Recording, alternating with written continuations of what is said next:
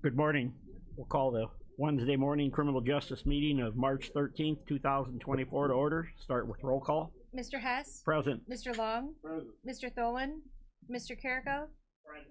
Mr. Eckhoff? Present. Mr. Hunter? Present. Ms. Turner? Present. Ms. Monday? Present. Ms. Andrade? Present. Ms. Summer Herbs? Present. Ms. Rittmanickemy? Present. Mr. Scanlon? Mr. Wheeler? Mr. Alexander Hildebrand? Present. We have a quorum. Okay, I have not received anything for public comment. Is there any public comment at this time? You want to let me in? Oh, hang on. Yes, thank you. Mr. Long makes a motion. Mr. Eckhoff seconds for Mr. Hunter in on Zoom. All in favor say aye. Aye. Opposed, same sign. Motion carries. Thank you. Okay. Up next, approval of minutes from February 14th, 2024. Take a motion, Mr. Carrico, second by Ms. Turner. All in favor say aye. Aye. Opposed, same sign. Motion carries.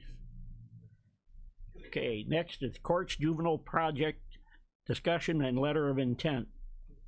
I'm going to have the Chief Judge and State's Attorney come up, and Mr. Wheeler is going to present the PowerPoint.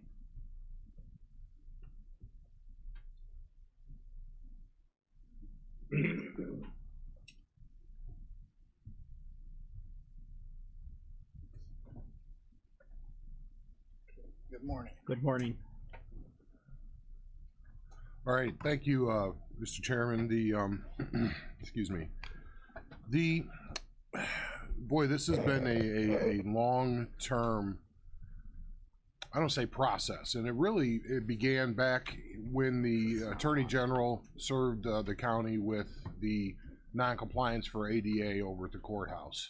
That, as we remember, that when a couple days ago when we accepted the bids and awarded the contracts for the clerk's remodel, a lot of that was for the ADA issues behind the counter, we like to say, for the people that work there.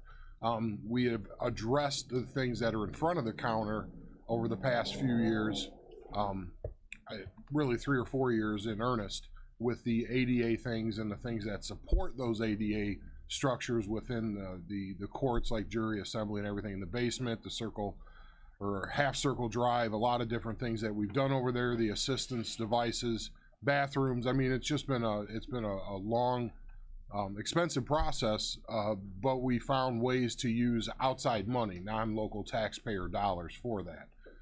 In almost every case, it was, if not 100%, almost all funded with outside money, if you will, outside that came from outside the county. So when we talk about, you know, there was two things. There was the ADA issues, but then there's also the courthouse is not up to Supreme Court standards, and the Chief Judge, you know, that can be something I'm sure that he could spend a whole meeting just telling you about. But basically, we have an old courthouse that was built under design standards that didn't include ADA, and nor could it ever accommodate some of those things. So we asked for, I believe the chief judge asked for those waivers, and then we get those allowances, if you will, based on really our inability to comply with any of that stuff that revolves around a 100-year-old courthouse.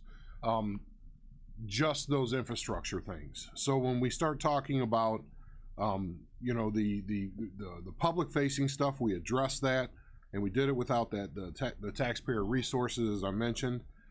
So we knew that we had some other things that we had to do, and part of it had to do with the switch gears in the basement, the elevator, which we knew was starting to get towards the end of, I don't know, its 7th useful life. It's almost like a cat. It's got 9. I think we're about on 8.5. So there's a lot of expensive things that are left, but then also we realized that the courthouse was maxed out. We have 9 judges, excuse me, 9 courtrooms and 10 judges, and that's a Supreme Court standard, I believe. Am I correct, Judge? Every judge is supposed to have a courtroom, yes, in theory. I mean, that's, yep, kind of like a standard. Right. It's kind of a rule. So we start looking at the space inside of there, the congestion. I mean, all of this is why a previous board at probably at the lowest point in its finances had a project that came back at $190 million for an addition. We don't do that. We can't go that route, and we have to repurpose buildings around the courts facility to drive cost savings for our taxpayers, and we have to use it without using local property taxes. And so that was my mandate. I went to Springfield, asked for us to be added to a fees bill, and that was at a time when they were removing all fines and fees from everybody, even those that qualified to have to pay them, not below the poverty line. They basically said, we're doing away with all this. So they gave us $6 million instead out of the budget, which presents a huge opportunity, but also some issues. That's right in that area of what can we do with $6 million in today's market. And so this was our last project with ARPA, if you will, to see what we had left in ARPA and then combine with the $6 million. And I just didn't come up with this. I went to the chief judge and I went to the state's attorney and said, look guys, we've got this funding.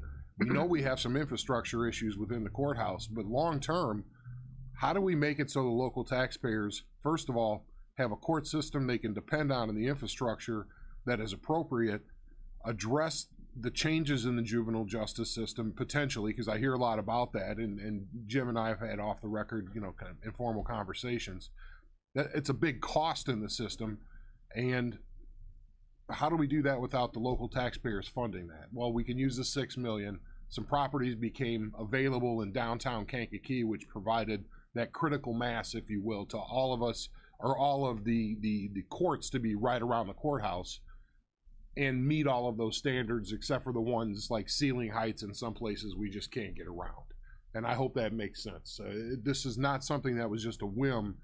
It was a long process to be able to get to this point to say, if you want to do this project, here's what it would look like in a grand overview, and what are the benefits of that. So with that, I guess maybe the chief judge and the state's attorney can talk about some of those limitations within the juvenile system and the opportunity that this might present in terms of infrastructure and in terms of success within the juvenile system. So Go first. Okay, good morning. As the chairman said, this project has been in the works for over a year. We had looked at some buildings, the Gallagher building across from the courthouse. The initial concept when that I was thinking about, and all this is concepts at this point, but was to move our two traffic courtrooms over there, have a jury courtroom over there, and then Mr. Rowe had indicated that he'd like to see a juvenile justice system, which is basically treating juveniles not quite as criminals, but give them and I'll let him speak to that, but give them a sense that they're not, walking into the almighty courtroom, but they're actually being treated and considered as juveniles, and the needs that they have with various agencies. The Gallagher building became too expensive to remodel. It's a huge building and it's a solid building, but the space limitations there, along with needs for elevators and all the ADA requirements, it became not feasible to use that building. So as part of that block area, the Journal building became available and is available. I don't know the details of what all that costs and what the options are there, but there have been, our idea was that we would move the juvenile court system over to the Journal building. Judge Drew is currently our juvenile judge, and I talked to her, and she's on board with this proposal, and that would free up a courtroom, obviously, at the courthouse. And I might mention that the cornerstone for that building was laid in October of 1909. So it's well over 100 years old, and it was built with 2 courtrooms, and we now have 9 courtrooms in that courthouse. So we have made courtrooms out of every corner that we can find to do that, and all the county offices had moved out. The clerk's office the county clerk's office was there, and a lot of other county offices. So those have all moved out many years ago. but now we have 10 judges and 9 courtrooms, and our 10th judge now has to go and kind of borrow, beg, and steal courtrooms from other judges in order to use it to complete his call. And on some days and some mornings and some afternoons, there's no courtroom available for him to handle his call. So that's one problem that we have. The whole idea, though, of moving a juvenile justice center over to a different building is it's kind of modern thinking, basically. I don't know of other courthouses that have done something like that, so we're kind of on the cusp here of some new ideas. We'd also want to build a second courtroom there, and possibly a jury courtroom. We have a number of judges that come in from other counties to handle conflict cases, and we have not only our 2 judges in Iroquois County that come up from time to time on some of the conflict cases, but we have judges from other locations, other counties that are assigned cases here, and they basically we have to make a place for them when they come. So that would be used for, the other courtroom would be used for that, the visiting judges. And we haven't, delved into the exact details of who would be where when, but this does present a big opportunity for us to utilize some state money to remodel this building, keep it alive. One of the concerns was, if you've ever been in the Journal building, there are these huge presses there. They take up 2.5 stories, and they're in the basement, and they go all the way up. And they're in a room probably a little bit bigger than this room, but those cannot be removed. It's just not feasible to remove those. So that area would be probably maybe plexiglassed in, and would be more of a museum type piece that people could view, and when they visit the court facility, they could go view that, and there would be history about the Journal and what they've been doing throughout our history here and when they've been in Kankakee. One of our concerns, of course, is not only the construction costs, which we apparently, by rough estimates at this point, everything's pretty rough, but that we have enough of the state money and any ARPA money left over to finish the construction. The ongoing costs would be there. There's, of course, going to be maintenance for the building, utilities, things like that. We'd also have the sheriff would have to have some security there as well. So there's some ongoing costs that are in addition to the construction costs that you need to be aware of. So I'll let Jim talk about the concept of the Juvenile Justice Center. Sure. A great goal from the county would be to start really leading the way on juvenile justice between Judge Drew, our juvenile prosecutor, probation, the PD's office. They really work together as a team when we're talking about kids. It's not really meant to be necessarily an adversarial system. A couple of years ago, Chairman Wheeler negotiated an exit out of the juvenile justice facility that we owned with Will County. And the board ultimately approved that sale. And that was a saving grace for the county, because what foresight that was, because not even a year later, when the laws started to change, very few juveniles are ever detained now. It's actually very difficult, even when we think a child should be detained, which is a rare instance. It's very hard to get them detained because of the new rubric and policies that the state of Illinois has implemented. So the idea that juveniles coming into the system are ever going to be treated like adults, that's not reality anymore. That means that if we don't properly address either the needs of the child or impose appropriate consequences on the child, we're going to see them in adult court, and we're going to support them for the rest of their life here in our local community. So that point of entry, everyone talks about the school to prison pipeline, but that's not really the pipeline. The pipeline is the juvenile justice system to the adult criminal system. And when you need to narrow that pipeline, so fewer kids go from juvenile to the adult system. And you do that by making sure you have a proper intervention or consequences in the juvenile court system. When you look back, I would say over maybe the last 2 or 3 decades of homicides in Kankakee County, most of the individuals on both sides of that equation, the victim and the offender, at some point have been in our juvenile justice system.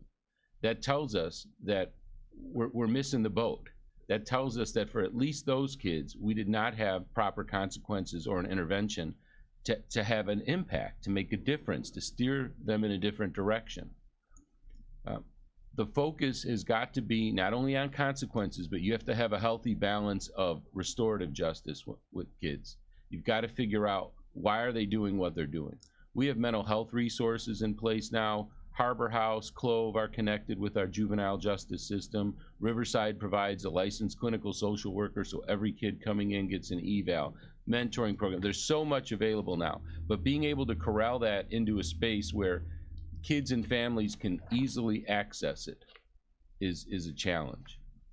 This juvenile justice center would not only provide, or this expansion would not only provide for an additional courtroom, or potentially 2, but you would have a space dedicated to juvenile justice. That means when kids come to court, they're not going into court and seeing adults. They're not seeing inmates brought in. They're not self-stigmatizing as criminals. And when they're coming into that space, yes, they're facing the consequences still, but when they walk outside of that room, imagine if that's where your service providers are. So mom and dad, or unfortunately what we see a lot in the juvenile justice system, it's usually grandma who's bringing the kids to court, quite frankly. The parents usually aren't involved, which is one of the things that leads the kids to the system. But imagine if they went out in the hallway, they could coordinate those court dates with those treatments, right? When you have a court date and then they need to follow up with a therapy session, the drop-off is huge. Very few of those parents, whether it's the red tape or just a lack of interest in getting their kids help or whatever the barrier is, it's a struggle. But they come to court because they don't want warrants. So if you come to court and you could coordinate those services, walk out in the hallway, and you have all your social service providers in the community, juvenile probation is out there so they can do the check-in. That's starting to shift to not only a new model, but a really more effective model, where hopefully those interventions can be more effective and we can keep these kids, graduating high school instead of graduating into the adult criminal justice system. It's those are long-term investments. You're not going to see a payout for that. I often say it's very easy, to pave a road and say, look, I paved your road, and everyone can celebrate that. That's an immediate. These are long-term investments, so they are a more difficult sell, I understand, but we've got to start making them at some point. Barring some future infusion of cash into the county, there may not be another opportunity to take on a project like this. And I know it's early. I know, that budgets and plans still have to be flushed out, and who would oversee a project like that has to be decided. But at this stage, I would hope that the committee would at least support further exploration of this. That's what you're seeking, Andy? Chairman, sorry. Thank you, Mr. Rowe. The letter of intent allows me and the team to work towards what a negotiated deal for these properties looks like, potential costing of what those solutions look like, and obviously a layout that fits what you're talking about and what the chief judge needs to have happen. The sheriff securing the location, he's been there, he sees the reality that it can be secure, and so that allows me to craft the letter of intent, bring it back before finance committee, whether it's this month or next month if we have time, and they say, yeah, it's go ahead, move forward, make this offer XYZ. Then we're off and running. I can't tell you that I've been investigating courtrooms, and just the new court facilities costs are staggering. The good thing is that we're taking buildings, and in this case, returning them to a use that I don't think they would get to anytime in the near future. They're built different. They're not tax producing properties, if you will. Maybe property tax, but not sales tax, if that makes sense, or jobs.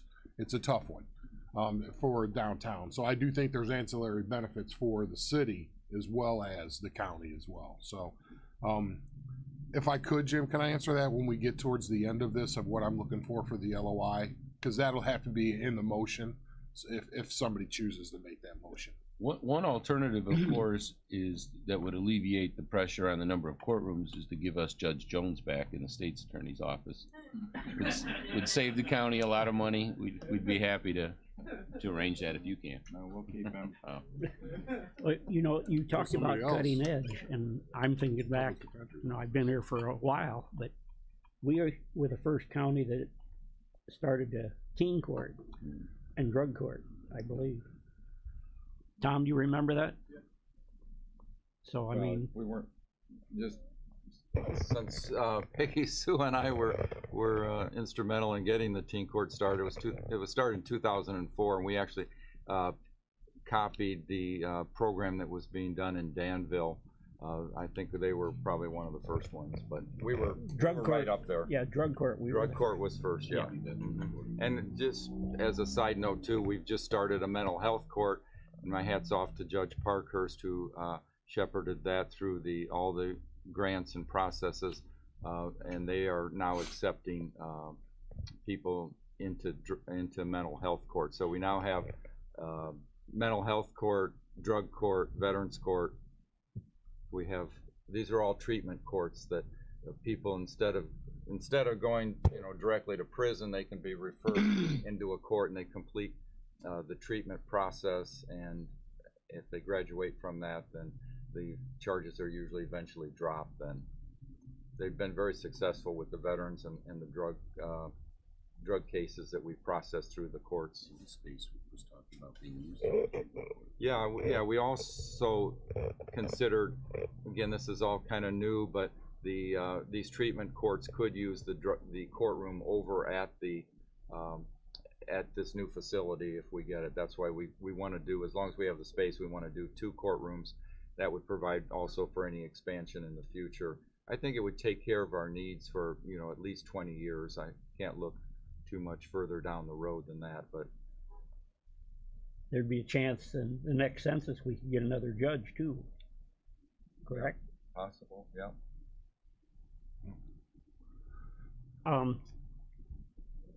Would anybody like to make a motion that we should move this on to building and grounds? Mr. Carrico, second by Ms. Turner. Yes, question. Parking over at that location is limited. What are your thoughts on that? I've talked to Andy about it. I don't know if we're looking at, there's a Parking. yeah, the parking is kitty corner from It's the all Journal in here. I building. still There's have more to go. There's what? It's all in here. I still have some more to go. Oh, yeah, If I he's not could, I done can yet. answer that okay. question. I have one other. There's more pages coming up. Okay, all right. Would probation or teens be switched over there also, or would it stay where it remains right now over in the building? I think you got that to cover. I can't hear. My mic's not on. It's not on. Yeah, it's all, if I could, let me run Sorry. through the next part of this and then we'll get, and I also have what needs to be in the motion, so we Yeah, can get I don't all think of we that. should go to the motion until we hear all the facts. Yeah. That's my Okay. opinion. I Yeah, agree. All right. yeah, there are a lot of comments and questions I think we need to articulate. Yeah.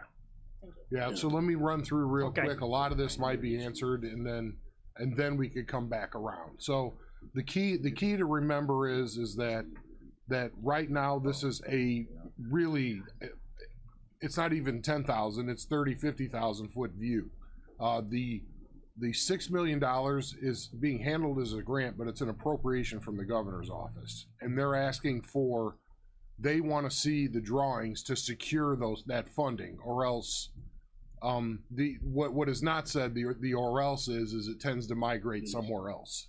They'll be Okay, swept. so that's why this is all of a sudden in front of you right now is because we got a call a month and a half ago saying they want the drawings, they want to know the program, they want to move forward, and the $6 million is only for courts infrastructure. It's broad, but it's narrow to the courts. I just can't go do something in this building with that 6 million, unless it was maybe on the 6th floor that had something to do with Jim's office up there. So, yeah, but we're not doing that. So don't get your hopes up. Anyway, if I could, the next slide, we'll go from there, and I'll start showing you. So, if you click the button, this is downtown. You see the courthouse in the middle, and the next one should be the yellow goes the county-owned property. So you got courthouse, that area to the left, that's a parking lot. Obviously we own that whole complex over there. To the right side are 2 other parking areas, if we will. One is paved, rather poorly, I might add, and then also right down south of Station Street is another parking lot that we own down there. So that's current parking that we have in the area and current county-owned properties. I just wanted to kind of do that, and here's the project space that we're talking about, is those 2 blue areas. So if we could go to the next one, so we could zoom in on those blue areas again. We're talking about, and I'll call it the Journal building and the Comcast building for reference on the left side there. And the right side is what the judge was referring to was the Gallagher building. It was the original Hammis car dealership way back when, Gallagher Business School. And the Daily Journal used it to put their insert machines and things like that in when they would, in the inserts when they would unload the trucks. I know a guy and he might verify that. So that building, as the judge said, is probably worth more dead than alive, as they say. It's a code nightmare. Even to put ADA in there, you couldn't, because it's on a hill, and so there's not enough parking for the use of the building. So that alone made it almost impossible to use that for this project. That's what we were originally looking at. So the thought is, if we click again, is to actually one more time, sorry, is to create green space between that property on the left and the courthouse to create flow between the properties. I want to say not a park, if you will, but something that is to be designed that may allow, speaking with the mayor informally, he'd be okay with closing that alley. We got a lot to work through, but there's so many possibilities over there, a food truck area, which it brings the county closer to having a gravity around the courthouse again. And you start to see development pop up around that, restaurants, that type of stuff, coffee shops, not to vacate the current ones that exist, but more opportunity for growth. So that's the big view, if you will. So is there any questions just about the layout? I don't want to get into the details, but is everybody clear on where we're talking about and what the overview is on footprint? Questions up to this point? Okay, so the next one here, let me flip ahead. We engaged our architect, Doug Bright, to do a general, and again, please do not get into the weeds on this.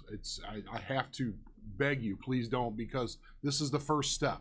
This is the first layout. But if you look at the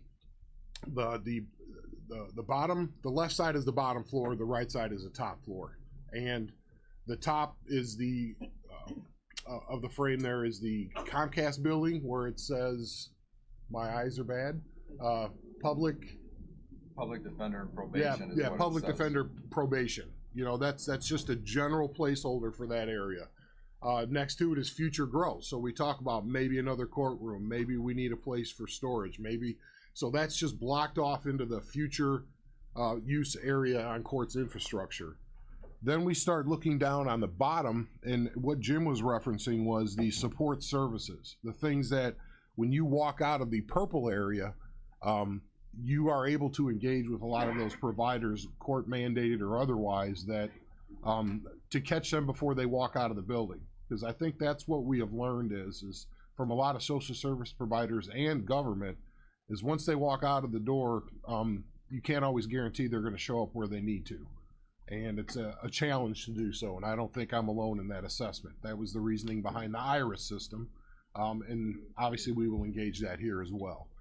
So the first run at it would be either you see a Sally port on the bottom right, that's of the left-hand picture, and you know, some judges' chambers, restrooms, 2 courtrooms, jury. The one on the one's a jury room, so if we have to flex into there, again, this is just the start. I don't want to focus on the conduit and what has to be done. I want to focus on the use of the facility and then drill down into the best managed cost of, as Jim talks about, operational. And the chief judge, you know, this is, we want to minimize the cost long term on operating the facility. So it would give us the full courtroom if we want to go to the, now, is there any questions about this? Again, this is just general. The upstairs we wouldn't do anything to beyond gut, because right now that elevator is not up to ADA standards that's in the building. And so we, at this point, don't plan on utilizing that, but saving it for future growth, because we're gonna need it. You know, you don't buy, you know, a home or a building for how big you are right now is a unit, if you will. It's for what you plan to grow into. And so that's kind of where we're at. This matches space needs and square footage needs that we contracted White to provide us. So again, you see why we did that a year and a half, 2 years ago, because we just don't want to shoot and guess. We want to actually take a look and see what the growth patterns and everything of the county are to right size this facility for the future. So that's the general layout. 10 courtrooms, 10 judges, a jury courtroom for the visiting judge, conflict cases, ancillary uses, potentially public. We haven't touched on that. This could be set up in such a way that if the public wants to use one of these spaces, we could do that as well. These are just possibilities down the road. Position the court services in proximity to the current footprint, room to reduce congestion at the courthouse, which is a big part of this. So if the chief judge or his successor says, you know what, the traffic is what really needs to get over there, because it's just choking out the courthouse. It's too busy over here. They can make that choice. We would give them that flexibility by doing this now. And I don't want that to be lost on this board, because this allows for future flexibility. It solidifies the county's presence in downtown Kankakee. It modernizes the juvenile court system. It really something that doesn't exist and lets us lead instead of follow. I like that. And I appreciate Jim and the chief judge for presenting this, because I wouldn't even be here if it was just, you know, hey, let's just put a building up. You know, this is there is a use here, and it checks a lot of boxes for what we need to do in their innovation and their willingness to address a problem at the root cause and root cost for the county in terms of human and taxpayer cost is a big deal. We can drive efficiency through air handling equipment and traffic flow and all of those things that we're talking about, but we really want less people in the criminal justice system that have been deterred away from doing so. And then makes use of buildings that would otherwise remain below their best and highest use. So I've explained a lot of the history, the timeline, criminal justice today. Tomorrow would be building and grounds. We would vote both places. That would allow me to produce the LOI. If I can get it to finance as mentioned, this month I will, otherwise April. And then we will send the drawings to secure, to the DCO to secure the $6 million. I'll do that as soon as I can get it out the door and start that process and see what questions they have. So that would almost leave as soon as we vote today, because I don't want them sweeping that to somewhere else. I want to plant my flag on the moon, so to speak. So the motion content would have to approve generally the concept, allow me to craft the LOI, bring it to executive for approval, allow me to work with the associated entities, governmental units to further structure the project and reflectively the LOI, allow me to work with the courts and the architects, allow me to allocate for planning purposes the courthouse elevator project into this funding discussion as needed. So if in fact we say, okay, we can get this done for 4 million, 5 million, I don't see that happening, but if we do, then we could maybe address the remaining balance of the 6 million towards the elevator and the switchgear and the generator at the courthouse. All of this fits together somehow. We just don't know how yet. there's the good thing is we have money to address some of these pending disasters. Is the way I look at it. That elevator is still, it's a mess. And I would ask for the vice chair to manage this from a board perspective and to kind of get out there a little bit and keep us informed on and updates as we go forward on this, kind of like as a project manager, if you will, shadow, if you will, until there actually is a project. So that's really kind of like, if that's okay to be in the motion, basically the run to daylight is what I'm asking for. And because I can't keep coming back for every single thing. This will take 2 years to even get to the point of deciding if we want to bid. Questions now. I think that's probably the best, yeah. Miss Andrade. Would traffic for Sorry. would traffic for juveniles be there as well, or you guys are just gonna keep it in the traffic court? The plan right now is keep traffic courts, What traffic? which we have 2 of. We have the minor traffic, and then we've got the felony traffic courts, and that would stay at the courthouse. Okay. Yeah, the juvenile would involve juvenile delinquency where a child's accused of committing an offense, and then also the abuse and neglect side where you have maybe perhaps the parents in there and you're looking at children who are victims of abuse or neglect. I will say that on occasion, when a juvenile has a juvenile case in front of Judge Drew, and they know that that juvenile also has some traffic cases, a lot of times they'll pull those in and make a global resolution. Serbs. In the green space, is that where parking would also go? Just because the amount of traffic that will be over by the Daily Journal won't be enough. Just a thought, because There's a lot of downtown parking. Okay. A lot.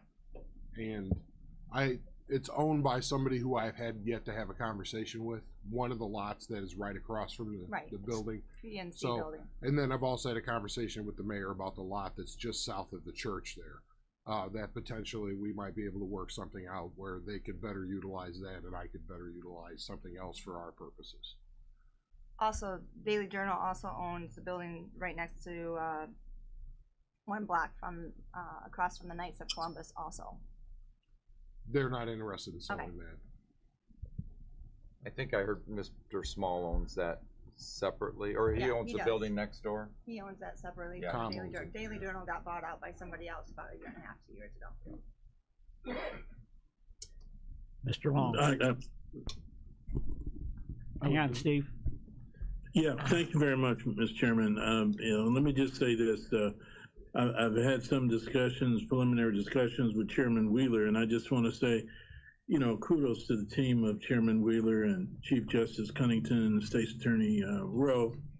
And, kudos and thank you to Senator Joyce, because I know that Chairman Wheeler had interfaced with the Senator about the $6 million, and that's the reality in terms of what Chairman Wheeler said about having some plans and so forth, because you don't want that $6 million swept. And having been involved in government, I know how that stuff goes.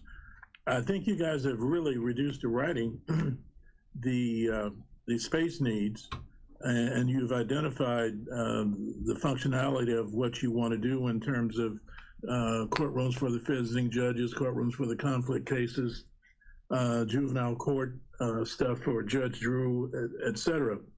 And I think State Attorney Rowe has talked about, and I know that Alderman Cunnington, Chief Judge Cunnington, played a hell of a role in terms of drug court, Rowe juvenile wraparound services, drug court diversion programs. I mean, you guys are on the cutting edge in terms of doing different stuff.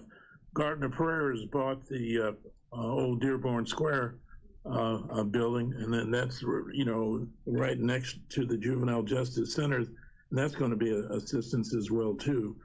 And I like what I'm hearing. I'm sure that you're going to have to tweak this a little bit more, and and I like the repurposing of the Journal building. And there's more work to be done, and there's a lot of responsibilities. I think you're handing the ball off to the vice chairman.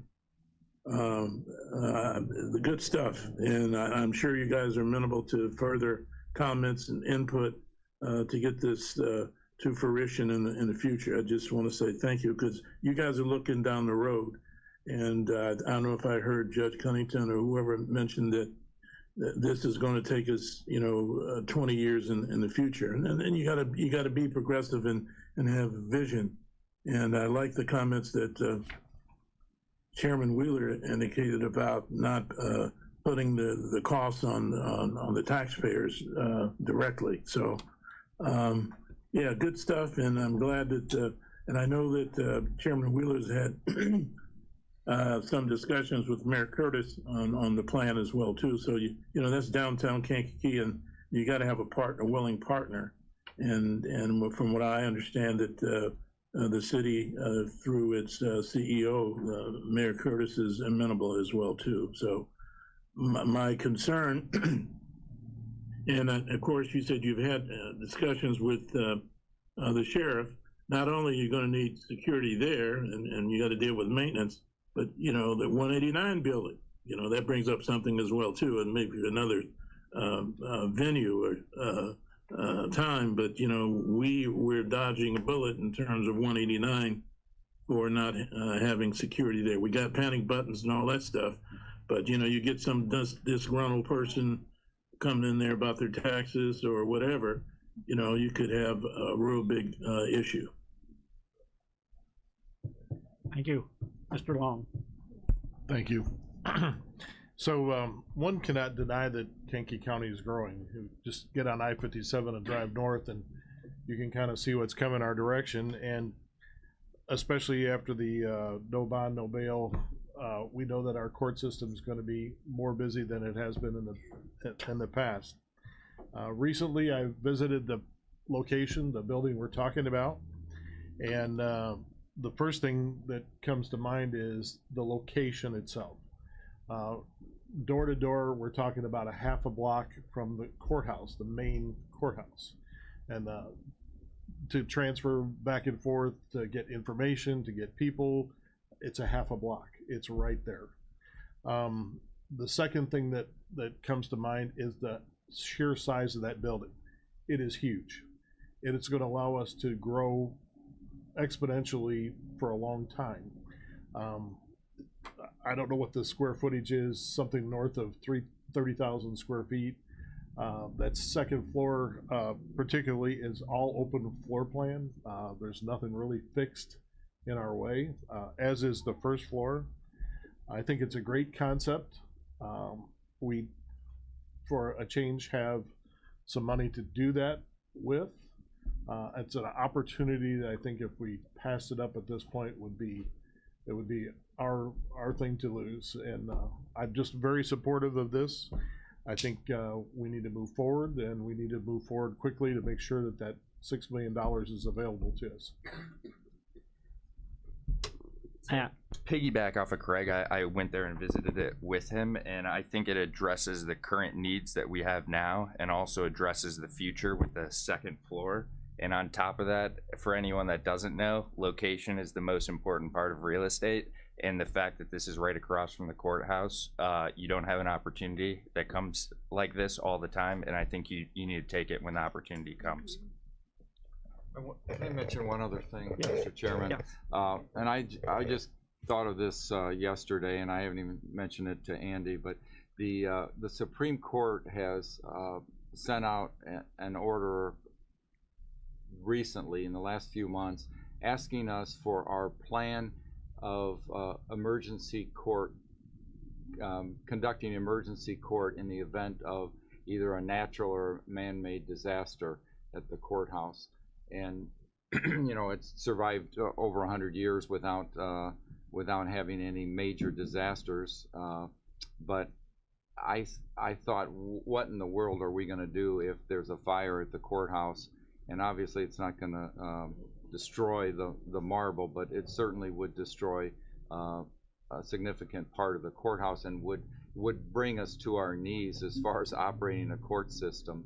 This facility would provide for at least some emergency courtroom functions in the event of a disaster. So it's not a major thing, but they are asking for our plan, and I have zero ideas to put on that plan right now, so I have not responded, but they'll be asking for it.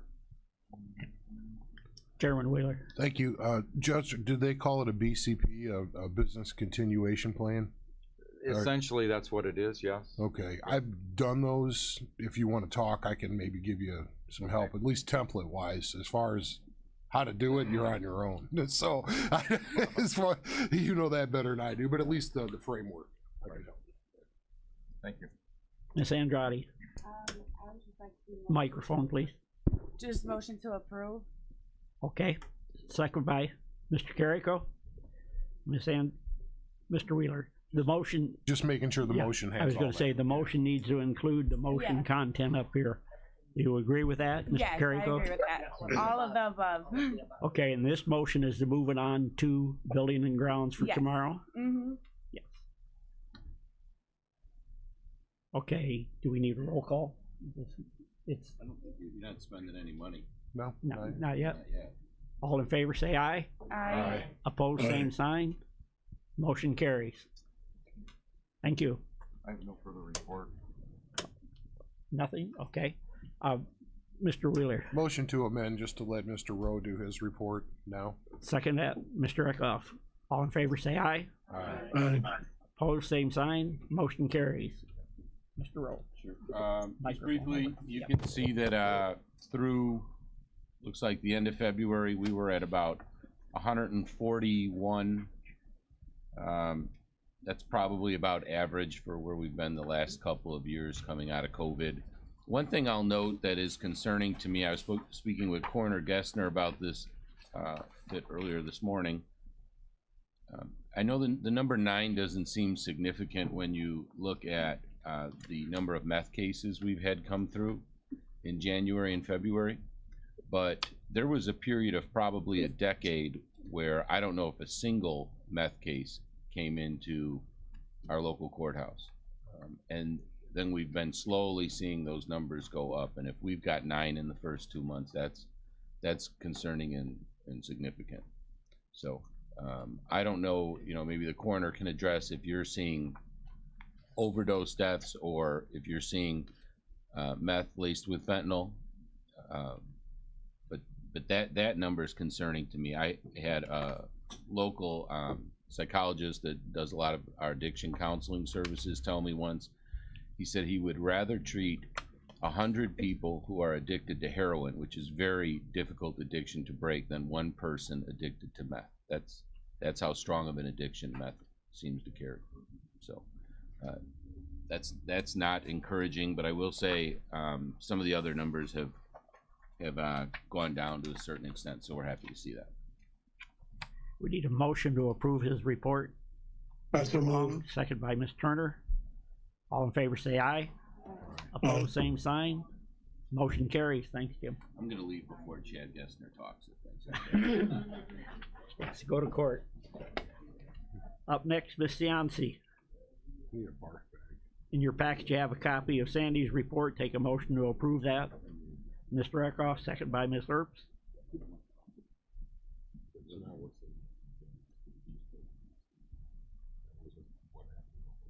Morning, Sandy.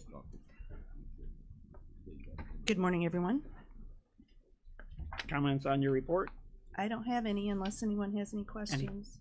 Any questions on the report? One on for the Harrison Harris. Mhm. We dropped half. I know. That- Well, and the same with the state's attorney. State's attorney, yeah. I mean, there's no carrot to encourage people to pay. So that's the best we've got this year so far.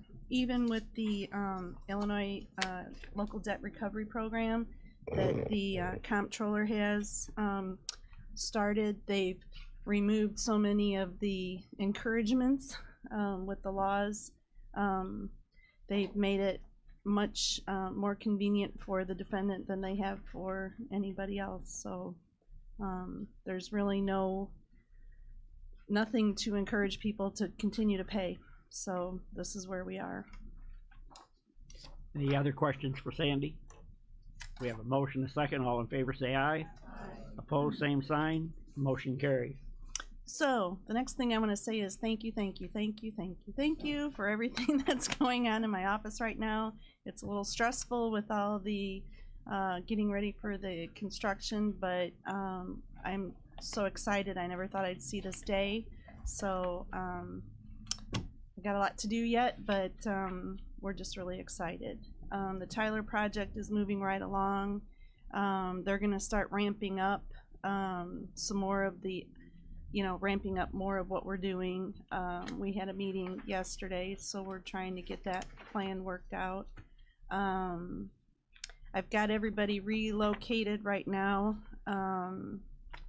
Before the move, we did that all like Friday, and tomorrow I have the shredder truck coming again to do another probably 20 giant garbage cans full of files and things that can go.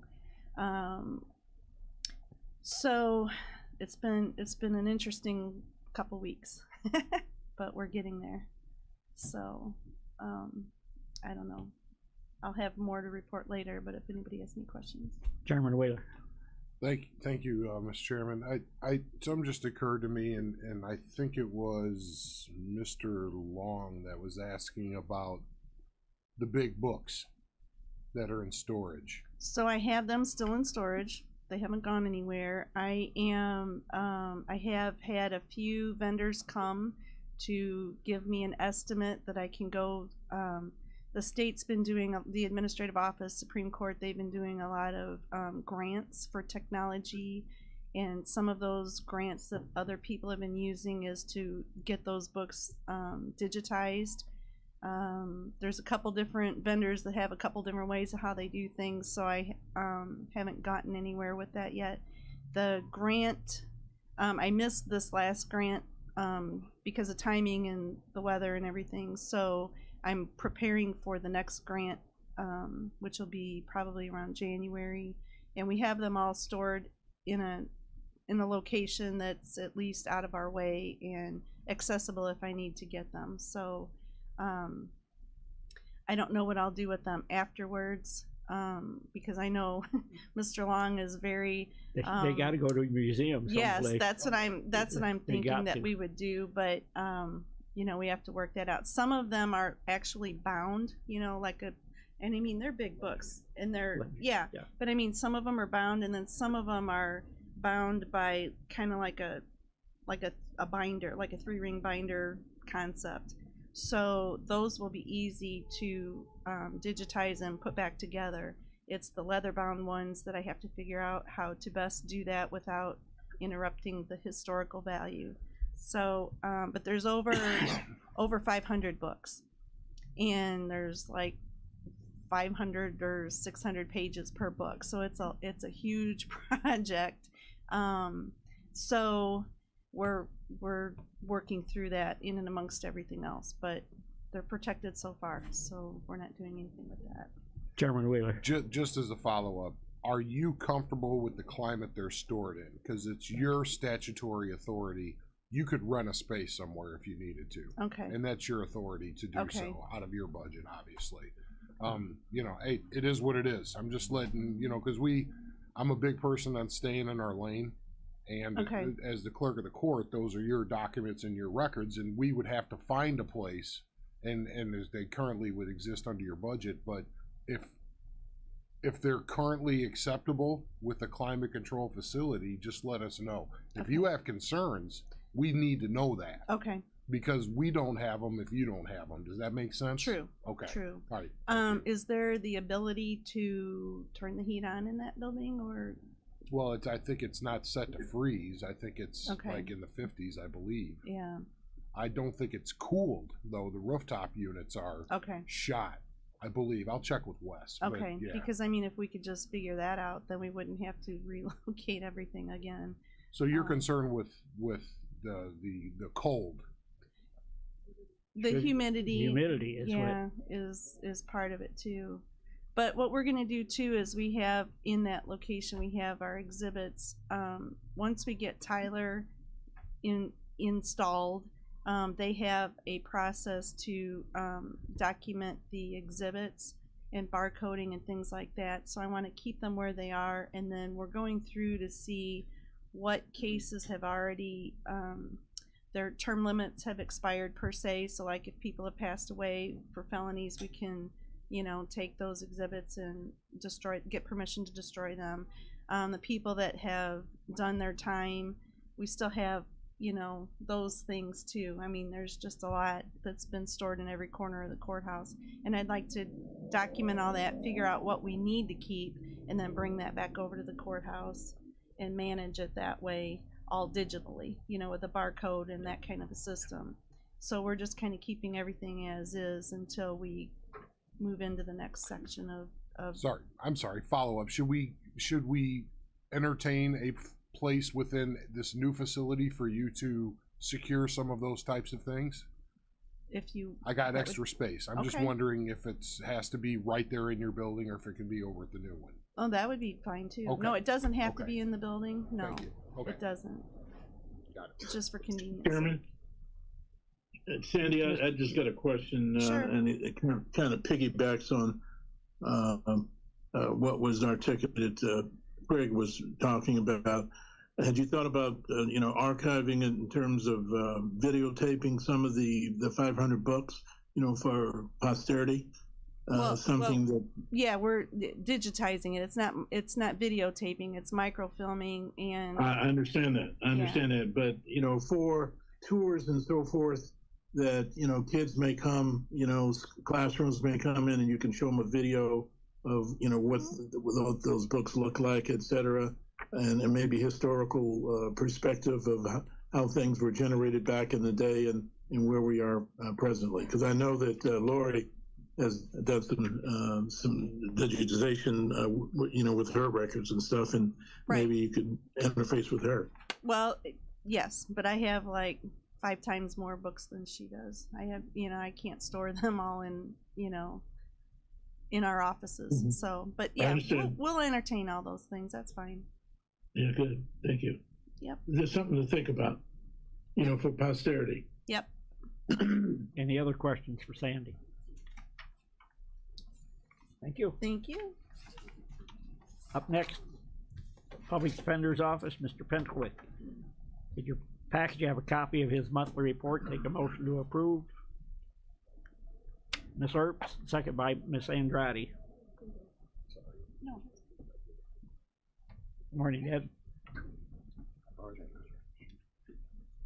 Comments on your report? I've got no comments on my report. I'm happy to answer any questions. Any questions on for Mr. Penwick? We have a motion to second. All in favor say aye. Opposed, same sign. Motion carries. Anything else? I have nothing to add this morning. If anyone has any questions regarding anything that's been discussed or things of that nature, I'm happy to answer. Otherwise, that's all I have. Any questions? Thank you, sir. Sounds good. Thank you. Probation, Mr. Latham. Again, in your package, you have a copy of Tom's monthly report. Take a motion to approve. Mr. Carrico, second by Ms. Earps. Morning, Tom. Good morning. Comments on your report, sir? I have none unless there's any questions.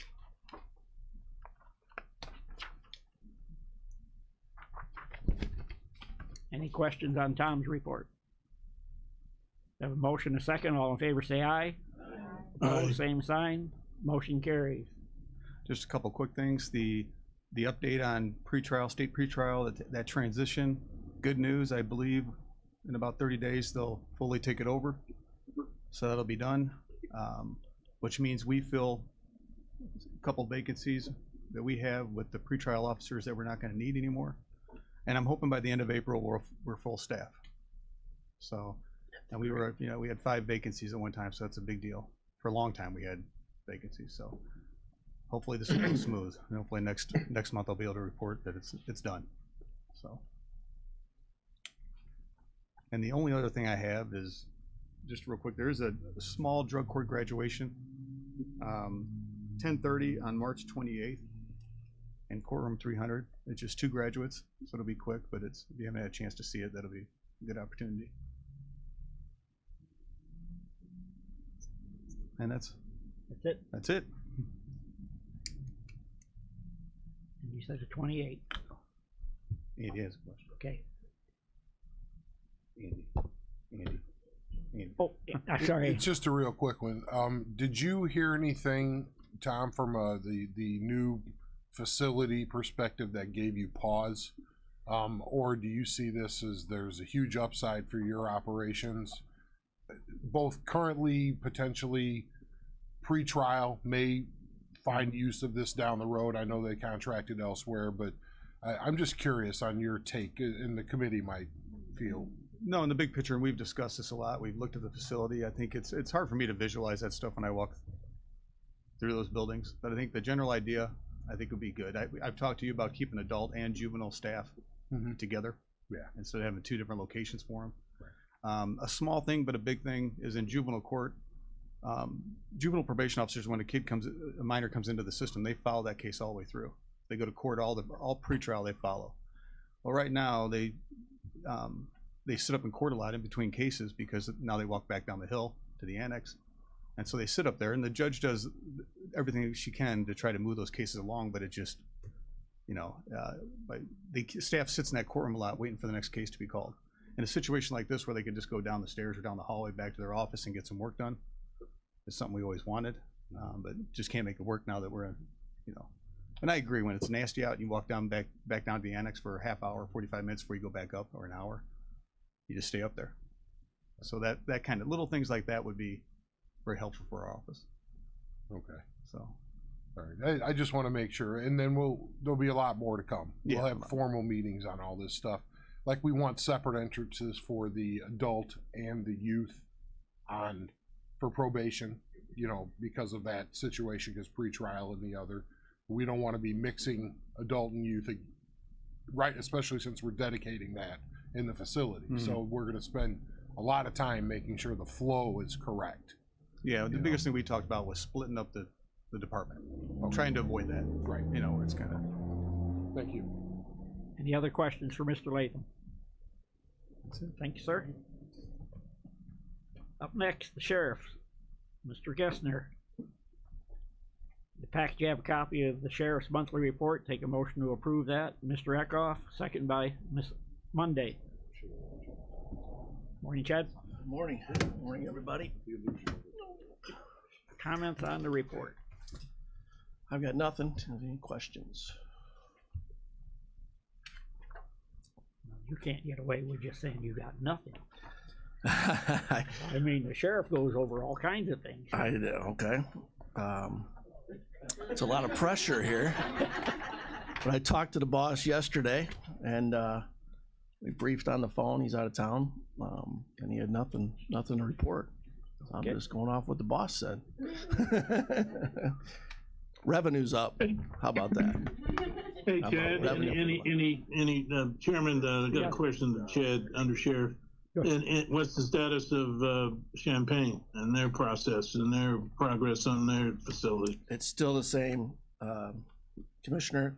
There's no change in that. We're still, as of this morning, with Champaign County inmates, we're at 87. Okay. So. Okay, thank you.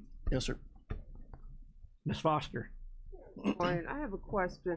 Can you tell me something as far as the decomposed body that they found in Pembroke, how that came about? It's a pending investigation, but I think the coroner's going to brief the committee here on that, so I'll let him have that report. Thank you. Did I have a vote yet on this? Only first and second. I got them Monday. Okay. All in favor of the report, say aye. Aye. Opposed, same sign. Motion carries. Anything else for us? I just want to say Friday is Chief Schultz's last day at the Sheriff's Department. If you know, Chief Schultz has been with us for 25 years, so we'll be having a luncheon. So if you have the opportunity to stop by, it would definitely be appreciated. He was very instrumental in putting helping with the Jerome Combs Detention Center. He's going to be extremely missed. He's a great guy, very well respected. I know as I walk along around the jail, the inmates, the officers, they have a lot of respect for Mr. Schultz and Chief, and he's going to be big time missed, and he's done a lot of good for the county and for the Jerome Combs Detention Center. So please, if you have the opportunity on Friday, stop by. We're having a luncheon, starts at 11. So just put that on your schedule. Putting it on his calendar. I Free see food. that. Free food. Free food. Retiree though. Not Yes, retiree. yeah. Anything else for Chad? Thank you. Thank you. Carrie, Animal Control. In your package, you have a copy of Carrie's monthly report. Take a motion to approve that. Ms.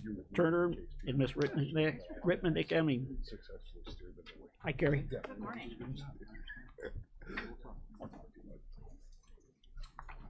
Comments in your report. Only one comment for IPTIP. I was able to get the total for our year so far. It's roughly $129,000 for IPTIP fund. So that's just excess money that we had in revenue we put in there, and that will help pay for our move and anything over we didn't include in the new building. Are you full?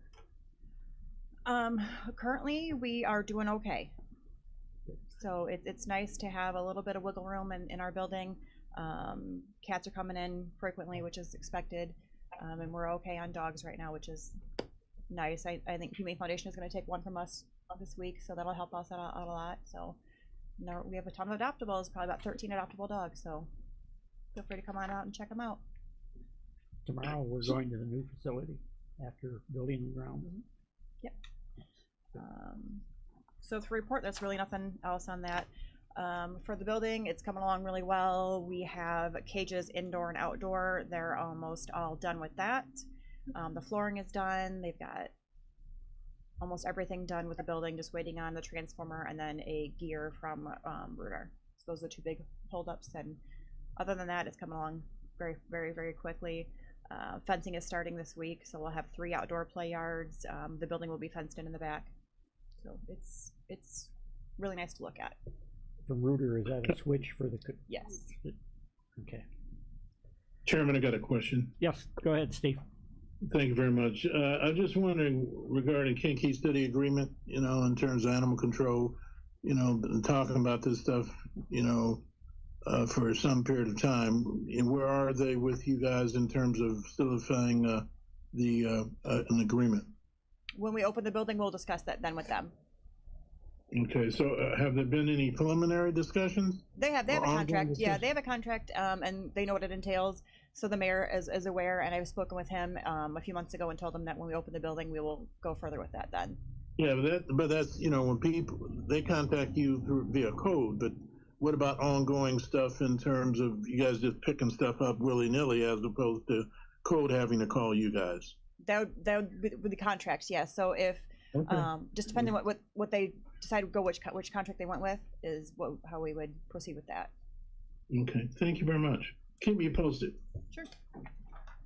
Any other questions for Carrie? Okay, we have a motion, a second on the floor. All in favor, say aye. Aye. Opposed, same Aye. sign. Motion carries. Thank you. Coroner's office. Senior Mr. Gessner. What were you guys doing? The copy, or in the package, you have a copy of his monthly report, the monthly receipts of money. Take a motion to combine and approve that. Mr. Eckhoff, second by Ms. Monday. The office furniture. Okay. All right, because we'll. Good morning. Good morning. It was in the bin. Okay. Sure that. As my son said, the senior Gessner. Basically, I'll go over this, our summary of from December to February. As I jinxed myself back in December when we had 4 autopsies, now we've been averaging 9 autopsies in January and February, and then we're at 8 already this month in March. With it's been a really last 2 weeks have been really tough on us. with a lot of things to go, and I'll answer your question about Pembroke in just a second. Other than that, I'll take any questions on that. We've had a number of other things. Our OD right now is basically we've had 9 cases, 6 have been confirmed of OD, 3 are pending right now.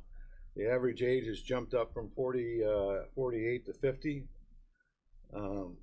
Basically 4 males, 1 female. And the drug of choice, naturally, as I keep repeating myself on this, is fentanyl. Fentanyl has been involved with every case so far. It's something that worries me that this drug is continually getting higher and higher and higher. We've been out doing education as all we can do is possibility, but it just seems like, and I'm worried about this, is really numbers really going to rise on us. As Jim talked about the meth, we've had 10 cases last year, which is about 30% of our ODs have been meth, which is a cheaper type drug, basically, last year. So that concerns me. That's a lot of that's coming from the south up into our area. So we're concerned about that, but it's really on my mind about fentanyl. I read about it all the time. It's a very deadly drug. We've seen a new fentanyl come into our area, along with xylazine hit again. So those are things that are worrying me about, and this is costly to us in the long run. So, I do want to speak on behalf of last Wednesday and Thursday. We found there was a person was out there that was looking for deer antlers out there in the Pembroke area, and then come across a human skull. That was we found we sent she called 911. The sheriff's department went out there, then called my deputy, my chief deputy went out there along with the deputy, and it was confirmed that it looked like pretty much like a human bone. The word passed around there quite a bit, and I think you know what I'm going to say, that there was 3 dead bodies out there, and there was only 1. And this was in Pembroke Township area, so that had a lot of phone calls on that. So what we had it was a great response. They were out there Wednesday and found a large percentage of the bones out there.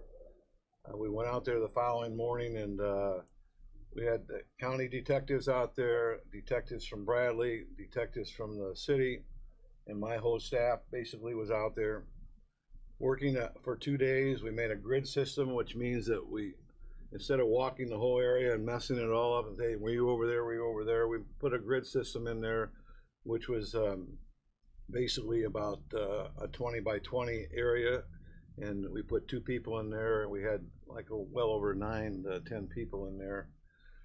It was unbelievable that we come across 90% of this human remains out of there.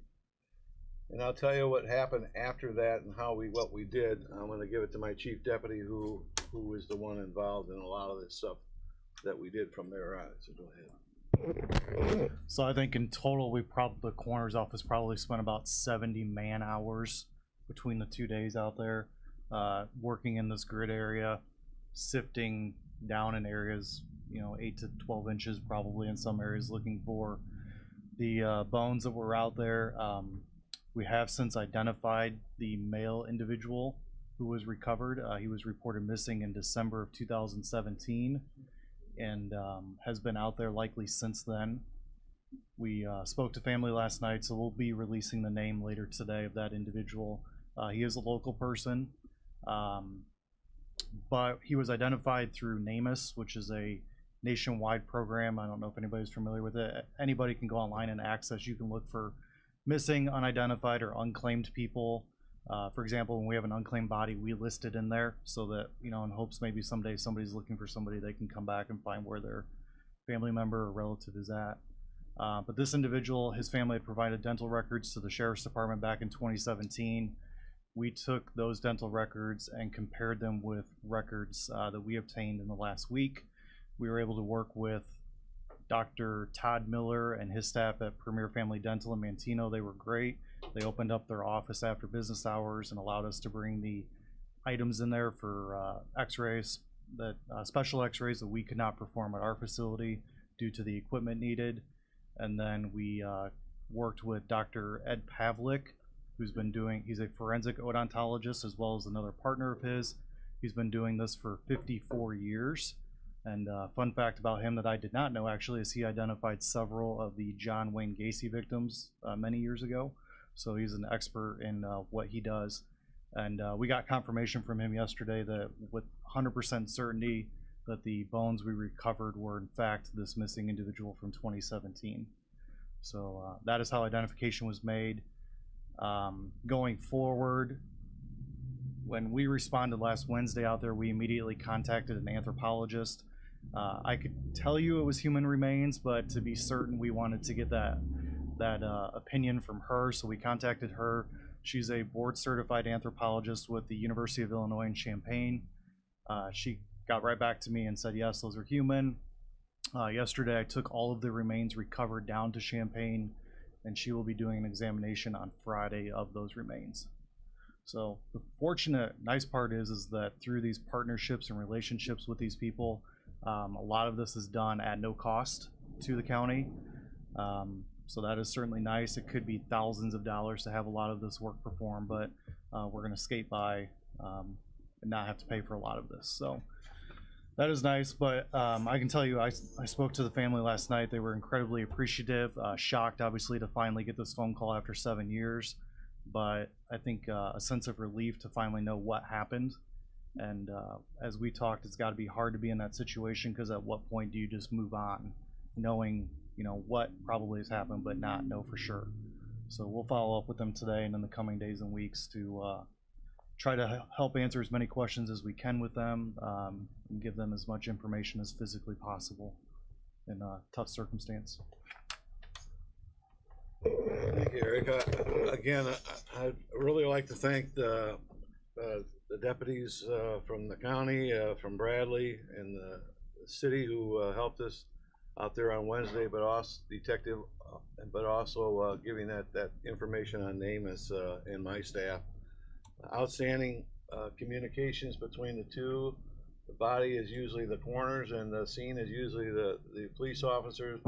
We worked together as a team there, and it was unbelievable. I can't thank them enough for what they did. And then also the sheriff's department sponsored a lunch for us. Came out of the Wendy's out of the east side of the town here.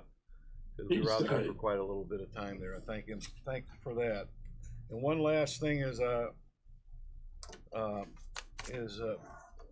we got some opioid money from the government lawsuit. So what we're going to do is, and we're in the process of doing it right now at no cost to the county at all. We're doing a trailer out there. We've had this trailer a couple years back at the farmers market. We've been up to Manteno. Went to different places to show how kids hide their drugs in their houses. And so this is something that we've been wanting to do. We've got the money to do it now. It's called Hidden in Plain Sight. We'll be when we get this done, we'll be moving all over the county with this. So whoever wants it will come out there to show you. It's unbelievable where they hide their drugs in their house that you would never really understand. So this was helped by the state's attorney's office, the sheriff's department, my office, Kankakee City. The mayor is working with us on this in the Pledge of Life, and this is, like I say, going to be, I think, going to be very big. Only 18. I think it's 18 or older, 21 years old. 18 years old or cannot go in the trailer, but you'll be surprised at what could be hidden in a pen. It could be in a water bottle. There's so many things that you're going to see that's unbelievable that you go back in your eyes, like in a switch, a light switch over there. They'll put a string and tie it on the back there and put all their drugs down there. Now, who would ever look for that? Those are some of the things. It's unbelievable what you're going to see coming up here. So we should have that coming out. It's being done by the Career Center. It's helping us build this, which is really unbelievable. So It's a large 18-foot trailer there that'll be, like I said, no cost to the county at all. And we'll have that out to hopefully hit at the farmer's market here within the next few weeks or so. It'll be done. So. Any questions? Question. Okay, we have a motion, a second on the floor. All in favor, say aye. Opposed, same sign. Motion carries. Thank you. All right, thank you. Any old business to come before the committee? Any old business? Any new business? Entertain a motion to adjourn. Ms. Turner, Mr. Long, all in favor say aye. Opposed, same sign.